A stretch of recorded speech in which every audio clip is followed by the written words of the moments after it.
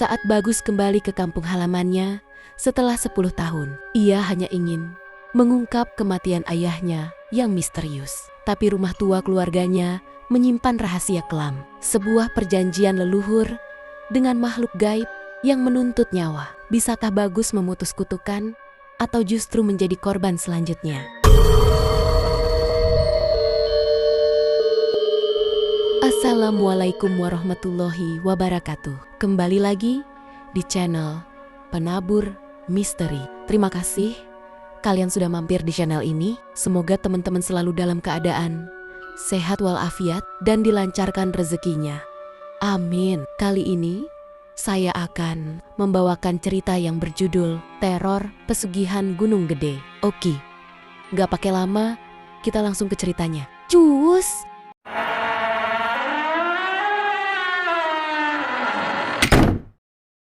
Bagus menatap jendela bus yang bergetar di tengah jalan berbatu. Hujan rintik-rintik membasahi kaca, memburamkan pandangannya keluar. Hatinya gelisah.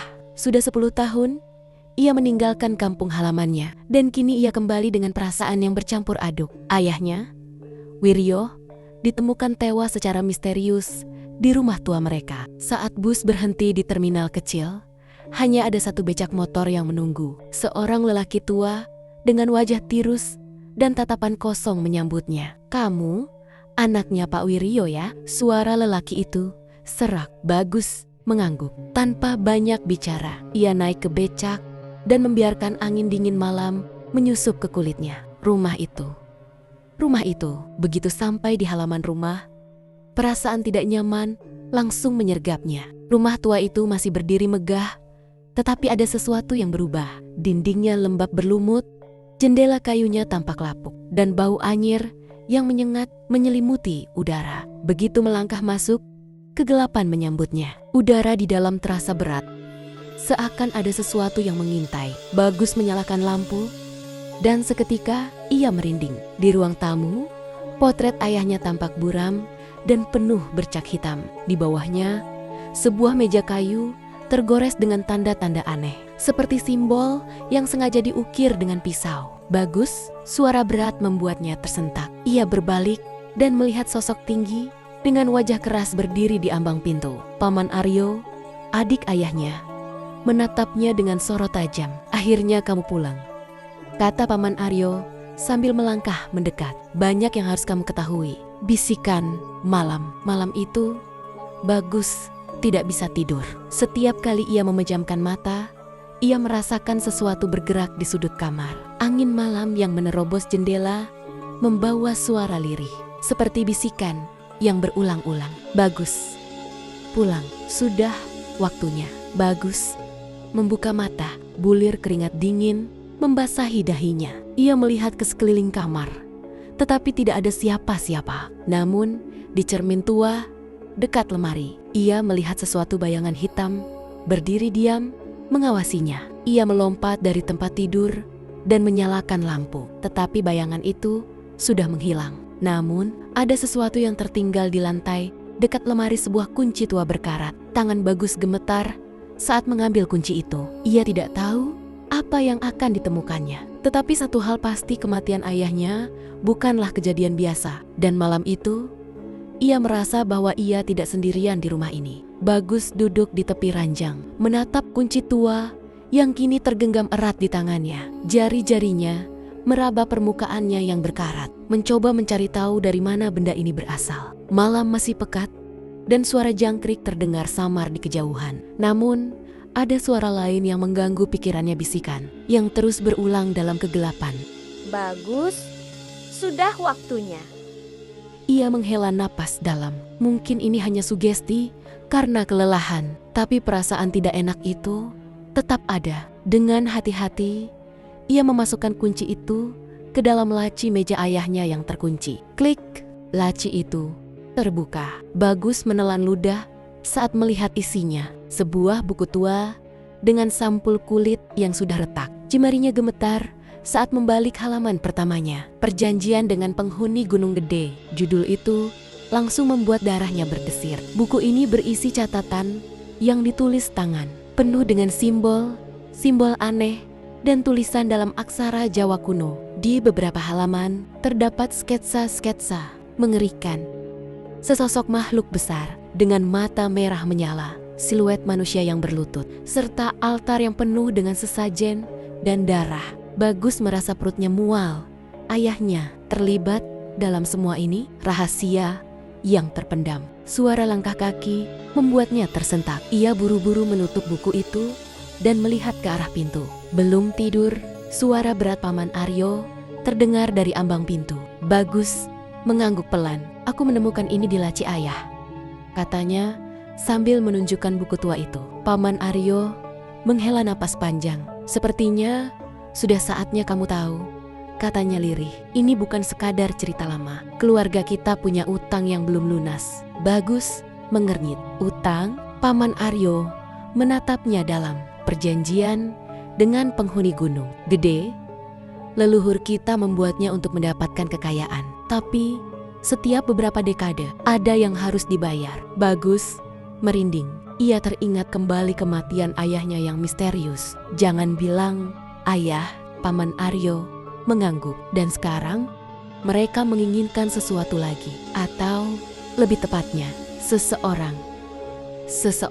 Bagus merasakan kengerian menjalar di sekujur tubuhnya. Ia baru saja kembali ke rumah ini.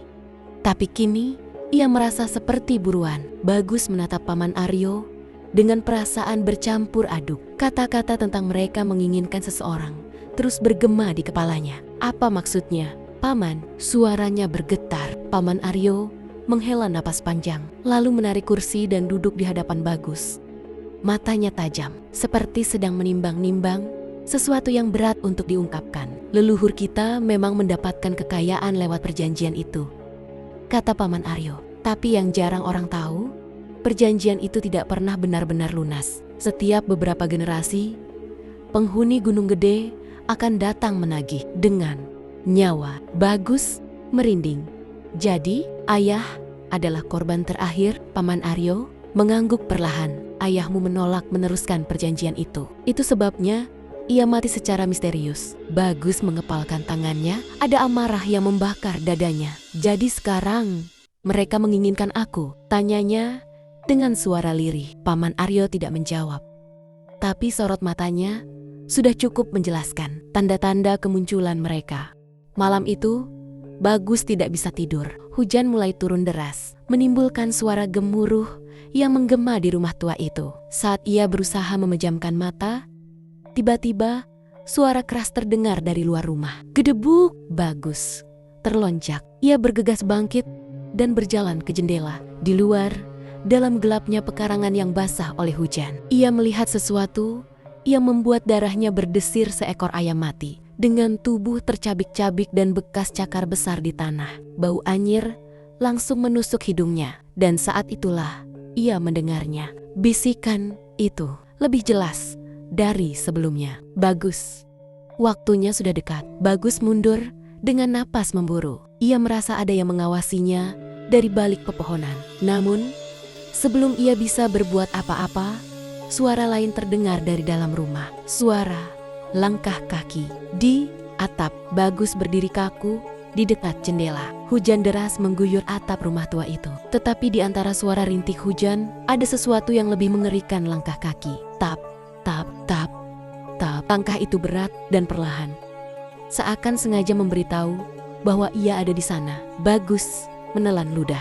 Matanya menatap langit-langit yang sudah tua dan penuh noda lembab. Paman Aryo yang baru saja keluar dari kamarnya juga mendengar suara itu. "Kunci pintu dan matikan lampu," bisiknya tegas. Bagus bergerak cepat. Begitu lampu padam, hanya cahaya kilat dari luar yang sesekali menerangi ruangan. Dalam remang-remang, Bagus bisa melihat bayangan Paman Aryo yang berdiri dengan tubuh tegang. Suara di atap itu semakin jelas. Tap, tap, krik. Lalu sesuatu jatuh dari sela genting tetesan cairan hitam pekat, berbau anyir seperti darah busuk. Bagus menahan napas. Paman Aryo mengisyaratkan agar ia tetap diam. Tapi tiba-tiba Bera sebuah cakar besar menembus langit-langit. Hanya beberapa sentimeter dari tempat Bagus berdiri. Bagus terpaku, jantungnya berdegup kencang. Cakar itu hitam, panjang, dengan kuku yang tajam seperti belati. Dia sudah di sini. Seru, Pame, Aryo. Serangan dari kegelapan. Tanpa pikir panjang, Paman Aryo menarik tangan Bagus dan berlari keluar kamar. Dari atas, terdengar suara mengerikan seperti geraman dalam-dalam. Seolah sesuatu yang tidak seharusnya ada sedang mengendus mereka. Begitu mereka sampai di ruang tamu, suara di atap menghilang. Sunyi, hanya ada suara hujan dan napas mereka yang memburu. Apa itu tadi? Bagus berbisik panik. Paman Aryo tidak menjawab, hanya membuka lemari tua dan mengeluarkan sebilah pisau belati dengan ukiran kuno di gagangnya. Kita harus keluar dari sini sekarang. Rahasia di balik buku tua. Mereka berdua keluar rumah, berjalan hati-hati di bawah derasnya hujan. Bagus masih menggenggam buku tua yang ia temukan di kamar ayahnya. Saat mereka sampai di pekarangan, Bagus menoleh ke atap rumah. Matanya membelalak. Di sana berdiri sesosok makhluk tinggi kurus dengan kulit hitam pekat, mata merah membara, dan mulut menganga penuh gigi tajam. Makhluk itu hanya berdiri menatapnya. Bagus merasa tubuhnya melemah. Kakinya nyaris tak bisa digerakkan. Makhluk itu lalu mengangkat satu tangannya, dan Bagus bisa melihat sesuatu di genggamannya, kalung milik ayahnya. Waktumu akan tiba. Suara itu menggema di kepalanya. Tetapi bibir makhluk itu tidak bergerak. Paman Aryo menarik Bagus dengan kasar. Jangan lihat dia, kita harus pergi ke tempat yang lebih aman. Dengan tubuh gemetar, Bagus mengangguk dan mengikuti pamannya menjauh dari rumah. Mereka harus menemukan cara untuk mengakhiri ini sebelum semuanya terlambat. Hujan semakin deras saat Bagus dan Paman Aryo berlari melewati jalan setapak menuju hutan kecil di belakang desa. Nafas mereka memburu, tubuh mereka basah kuyup. Namun bayangan makhluk mengerikan di atap rumah masih terbayang jelas di benak Bagus. Kemana kita? Kemana kita? Tanya Bagus terengah-engah. Paman Aryo tidak langsung menjawab. Ia terus berjalan cepat hingga mereka sampai di sebuah gubuk tua yang tersembunyi di antara pepohonan lebat. Di dalamnya hanya ada beberapa perabotan kayu yang tertutup debu dan sarang laba-laba. Untuk sementara kita aman di sini, kata Paman Aryo, menyalakan lampu minyak yang berpendar lemah. Bagus duduk, menggigil. Paman, aku harus tahu semuanya. Apa yang sebenarnya terjadi dengan keluarga kita? Paman Aryo menatapnya tajam, lalu menghela napas. Kita harus ke Gunung Gede. Ada sesuatu di sana yang harus kamu lihat. Sesuatu yang bisa menjelaskan semuanya. Jalan menuju gua terlarang. Keesokan harinya, mereka mulai mendaki Gunung Gede.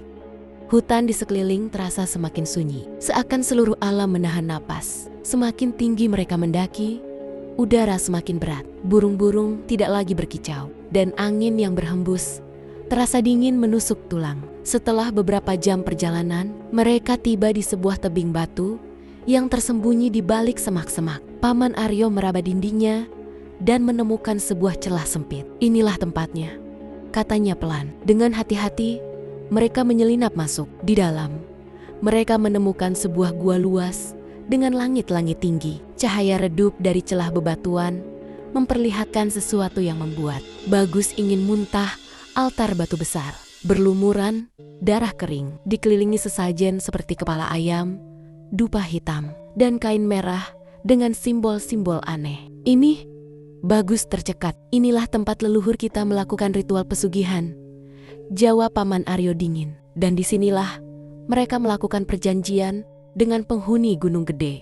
Bagus melangkah maju, mencoba mengendalikan rasa takutnya. Tapi tiba-tiba angin kencang bertiup di dalam gua, membawa aroma anyir yang semakin menusuk. Dari kegelapan terdengar suara geraman rendah. Paman Aryo langsung menarik belatinya. Dia tahu kita ada di sini. Mereka tidak sendirian. Bayangan di sudut gua mulai bergerak. Suara napas berat terdengar semakin dekat. Bagus memegang buku tua di dadanya.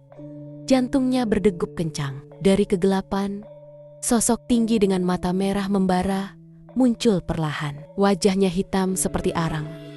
Tubuhnya kurus dengan tangan panjang dan kuku tajam. Kalian tidak seharusnya datang ke sini. Suara itu menggema di dalam kepala Bagus. Makhluk itu bergerak cepat. Paman Aryo berteriak, mengayunkan belatinya. Tapi makhluk itu lenyap dalam bayangan. Tiba-tiba, dari balik altar, terdengar suara lain, suara tangisan seorang perempuan. Bagus menoleh cepat. Di sana, terikat di tiang batu, ada seorang wanita muda dengan tubuh lemah dan pakaian compang-camping. "Siapa itu?" seru Bagus. Paman Aryo menatapnya dengan ekspresi tegang. "Dia korban selanjutnya. Kita harus menyelamatkannya sebelum semuanya terlambat." Tapi sebelum mereka bisa bergerak, makhluk itu muncul lagi. Kali ini lebih dekat. Dengan suara menggeram keras, Bagus terpaku di tempatnya. Jantungnya berdetak kencang saat matanya bertemu dengan tatapan makhluk mengerikan di hadapannya. Mata merah itu bersinar dalam kegelapan, penuh kebencian dan kelaparan. Wanita yang terikat di tiang batu merintih pelan. Tubuhnya gemetar. Paman Aryo merapatkan pegangan pada belati kunonya, siap menyerang kapan saja. Makhluk itu menggeram, lalu berbicara dengan suara serak yang bergema di dalam gua. "Kalian tidak seharusnya datang ke sini. Perjanjian belum selesai." Bagus menelan ludah. "Apa yang kau inginkan?" tanyanya dengan suara bergetar. Makhluk itu menyeringai, memperlihatkan deretan gigi tajamnya. "1. Nyawa atau semuanya akan binasa." Pilihan yang mengerikan. Paman Aryo mengencangkan rahangnya. "Tidak ada lagi pengorbanan. Kami akan menghentikan kutukan ini." Makhluk itu mengeluarkan suara tawa mengerikan. Gema suara itu terdengar, seakan-akan seluruh gua ikut tertawa bersamanya. Kutukan ini tidak bisa dihentikan, hanya bisa diteruskan atau dibayar dengan darah. Tiba-tiba, dinding gua bergetar dan dari bayangannya muncul sosok-sosok lain, bayangan gelap dengan mata kosong, melayang di udara. Bagus mundur, tubuhnya kaku. Paman Aryo tidak menunggu lebih lama. Dengan cepat, ia berlari ke arah wanita yang terikat dan memotong tali di pergelangan tangannya. "Bagus, kita harus pergi sekarang," serunya. Tapi sebelum mereka bisa melarikan diri, makhluk itu menggerakkan tangannya dan tiba-tiba tubuh Bagus terasa berat. Kakinya seolah tertanam di tanah dan buku tua yang dibawanya tiba-tiba bergetar hebat. Makhluk itu mendekat dan suaranya terdengar lebih dalam. "Kaulah yang harusnya membayar darah keturunan terakhir." Bagus berusaha bergerak, tapi tubuhnya tak bisa digerakkan. Bayang-bayang hitam mulai menyelimuti tubuhnya, menyedot kekuatan hidupnya. Sedikit demi sedikit, Paman Aryo berteriak dan menghunus belatinya ke arah makhluk itu. "Lawan aku kalau berani." Ritual terakhir. Saat itu juga, lantai gua mulai retak. Angin dingin berputar-putar di sekitar mereka, membawa bisikan-bisikan tak kasat mata. Wanita yang mereka selamatkan mulai berdoa dalam bahasa yang asing. Suaranya bergetar dan tiba-tiba buku tua di tangan Bagus terbuka sendiri. Halaman-halamannya berputar dengan cepat, berhenti pada satu bagian. Mantra pemutus perjanjian. Bagus menggetakkan giginya dengan sekuat tenaga. Ia membaca mantra itu keras-keras. "Aku memutuskan perjanjian ini. Aku menolak darahku menjadi tumbal." Makhluk itu melolong marah. Gua mulai runtuh. Batu-batu besar berjatuhan. Paman Aryo menarik tangan Bagus dan wanita itu, berlari keluar dengan kecepatan penuh. Di belakang mereka, makhluk itu merontak, terperangkap di dalam bayangan yang semakin menutupnya. Dengan satu teriakan terakhir, sosok mengerikan itu lenyap, terseret ke dalam kegelapan yang pekat. Dan saat mereka berhasil keluar dari gua itu ambruk sepenuhnya, menelan semua yang ada di dalamnya. Bagus terhuyung keluar dari reruntuhan gua. Napasnya tersengal-sengal. Hujan masih turun deras, membasahi tubuhnya yang penuh debu dan luka. Paman Aryo juga terduduk di tanah, menggenggam belati kunonya dengan erat. Sementara itu, wanita yang mereka selamatkan terisak lemah. Tubuhnya masih gemetar ketakutan. Mereka berhasil keluar. Tapi apakah mereka benar-benar selamat? Bagus menoleh ke arah gua yang kini telah runtuh sepenuhnya. Tidak ada lagi tanda-tanda keberadaan makhluk itu. Hanya bebatuan besar yang menutupi pintu masuknya. Namun, perasaan gelisah masih menyelimuti hatinya.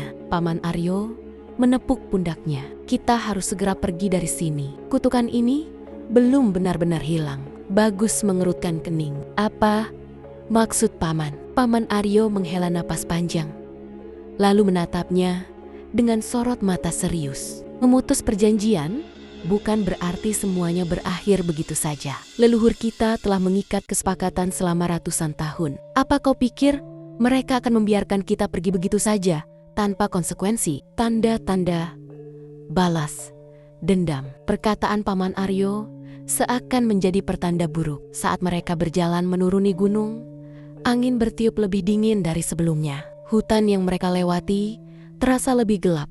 Meski hari masih siang, langit tampak mendung.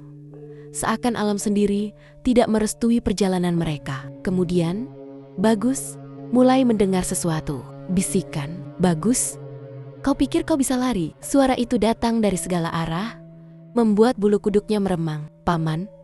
Dengar itu, Bagus berbisik panik. Paman Aryo menoleh dengan ekspresi tegang. "Aku dengar." Tiba-tiba, wanita yang mereka selamatkan menjerit histeris. Ia menutupi telinganya.